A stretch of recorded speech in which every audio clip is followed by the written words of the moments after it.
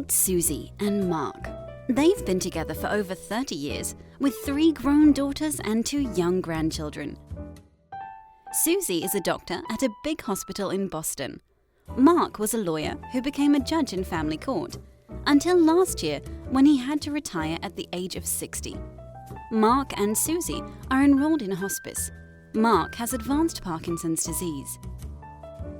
One night, not long ago, Susie called 911. Mark had pneumonia. He couldn't breathe. He got better, but they vowed to keep away from the hospital after that experience. Mark stayed at home with a caregiver while Susie worked. She worried that Mark was losing too much weight.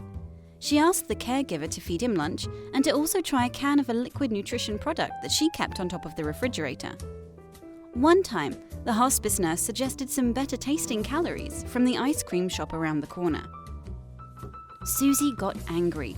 She said ice cream wasn't real nutrition. She was afraid Mark could starve. She said it felt like giving up. Susie also wanted the caregivers to bring Mark outdoors whenever the weather was good.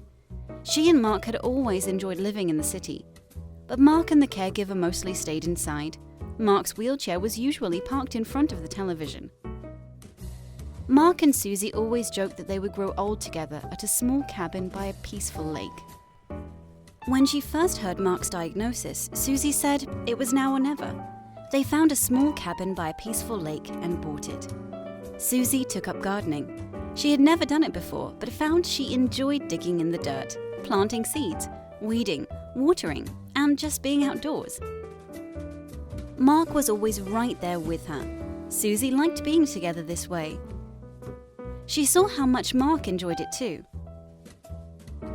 The first time Susie fed Mark a cherry tomato from the garden, she felt more excited than if she had prepared a huge banquet.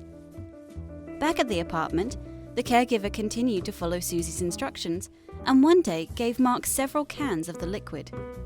That night, Susie woke up suddenly. Mark had filled their bed with explosive diarrhea.